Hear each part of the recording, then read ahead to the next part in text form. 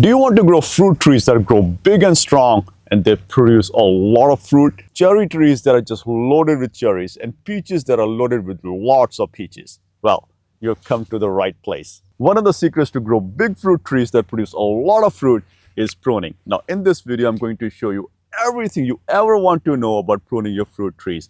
I'm going to cover all the pruning strategies and the mistakes to avoid as well. First of all, you must know when to prune your fruit trees. Now, the heavy pruning must be done in winter, right when the trees are dormant like this. However, there are a lot of pruning that you can do in spring, summer, and even in fall as well, and I'll cover those too.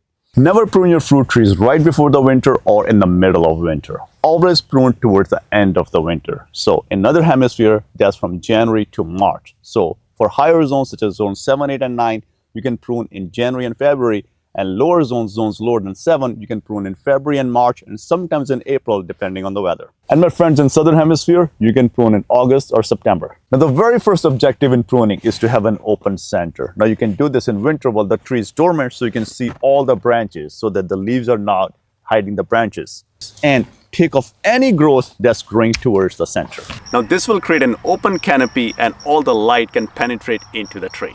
Another benefit of having an open canopy is that all the fruit is on the outskirts of the tree. So you don't have to go into the tree to reach for the fruit. Now, while pruning your trees, you must remember not to over prune your trees. You must not prune more than 30% of the tree. Now, what to prune? We must prune dead, disease, damaged, overlapping branches, and suckers. Now pay close attention to that branch coming out of the root zone, right below the graft union.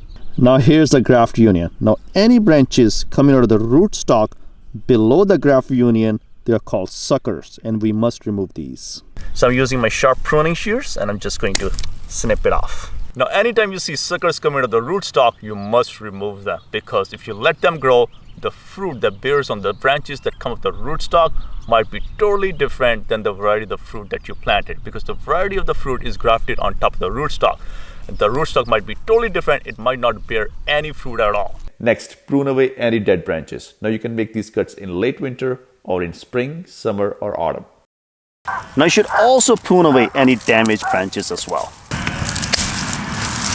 Now, like I said earlier, the majority of the cuts need to be made in late winter. However, cuts like dead branches, diseased branches, overlapping branches, or suckers, you can make during any time of the year. Preferably not in early winter or mid-winter, because there's excess moisture in early and mid-winter, and there's also freeze and frost as well that can kill the trees too. So always make your cuts in late winter, or cuts like shaping the tree or cleaning up the tree, you can make in spring, fall, or in summer. Next, prune any overlapping branches. Now, as you can see, these two branches are overlapping and they're competing for the same space. So one has to go. Now there's one that's going to go this way, another one this way. I'm going to choose the more stronger one. So I'm going to keep this one and get rid of this one. There you go. Now these branches are also overlapping. Now this is trying to go towards the outside of the tree, but this is toward the inside of the tree. So I'm going to remove this one completely. So we are to prune away any branches that are growing horizontal to the ground or going towards the ground, growing downward. For example, this one, this is overlapping and also growing downward. So this is not the branch we want to keep. However, it is also creating this branch upwards right here. Now here's a closer shot. As you can see, this branch is trying to go upwards and this one is growing downwards. So we're going to make the cut right here, right after the branch that we want to keep. So we're going to remove this part. So we're going to prune our branches in a way so that they have a 45-degree angle, just like this one. And the branches that are going downwards, we are going to get rid of them. Now many say don't make your cuts in spring or in summer. However, that's not really a good advice, because if you see a tree growing in a way that you don't want it to grow and the tree is not growing correctly, you want to act early. You do want to take those branches off early on in spring and summer, because the tree is going to spend a lot of energy to grow those branches. And if you're going to wait till winter to take those branches off, the tree has already spent all of this energy to grow those branches, which you're going to take off anyway. So all that energy will go to waste. Now, one mistake a lot of people make is using dull pruning shears. Now take a look at this pruning shear. Now it is dirty and it is rusted, but most importantly, look at how dull it is, and it's even chipped right there. The blade is chipped. Now, If you were to make cuts with this pruning shear on your trees, the cuts will not be clean. You might tear the bark on your branches if you cut them with this pruning shear. This can harbor disease such as bacterial canker and even fungus in your trees. So always use sharp pruning shears. Now, another mistake people make while pruning their fruit trees is not disinfecting their pruning shears. Now, if you happen to cut branches that are infected with some sort of disease, it's very easy to transfer that disease onto a healthy tree. So you must disinfect your pruning shears. To disinfect your pruning shears, you can use rubbing alcohol and apply it on the blade of your pruning shear. Or you can use a flaming torch and burn just the blade part of your pruning shear. This will disinfect the pruning shear by killing off any bacteria, fungus, or mold that might be on your pruning shears. Now, you must avoid a stub cut or a flush cut. Let me tell you what I'm talking about. Now you want to prune off this branch from this main branch that's growing up. So if you cut it way too close like this, now this is called a flush cut. It's way too close to the main branch and it can damage the main branch, which can introduce disease and kill your trees. Now you want to take off this branch from this main branch and you go too far. Now this is called a stub cut. Now this is going to die off and it can introduce disease and fungus. It can introduce bacterial canker or fungal disease into the trees and kill your trees as well.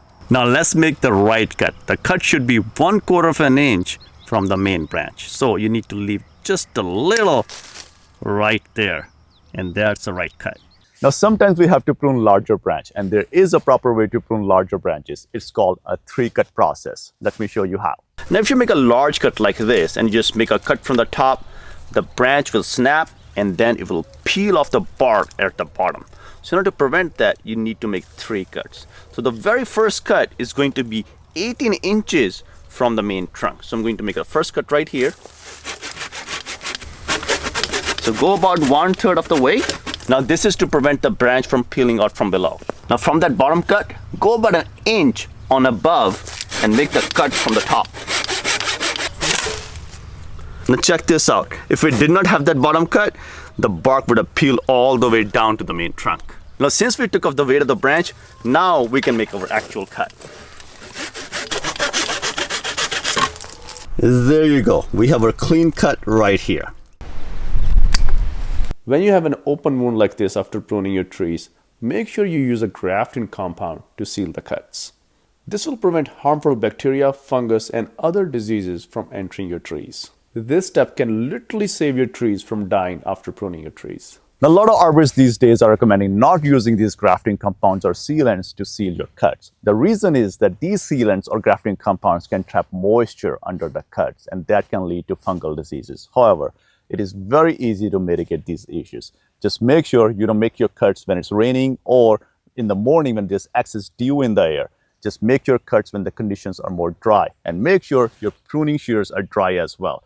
As long as there's no significant moisture present, you can use these compounds to seal your trees, and that will prevent diseases from entering into your trees too. Now, while we are at it, check your weather app and make sure it's not going to rain or snow in the next 3 days before you make your cuts. That is very important. You don't want to make your cuts right before the rain. Now, you can use these pruning strategies on almost all fruit trees, especially the stone fruits such as peaches, nectarines, plums, and apricots. However, for cherries, you must go an extra mile because cherry trees just tend to grow straight up and up. Now, here's when we made our cut when we first planted this tree. Here's the second cut after the first year. Here's the third cut after the second year. Now, if you want more details on how to prune cherry trees, check out this video on complete guide on pruning cherry trees. And if you happen to like this video, subscribe to the channel and I'll see you in another video.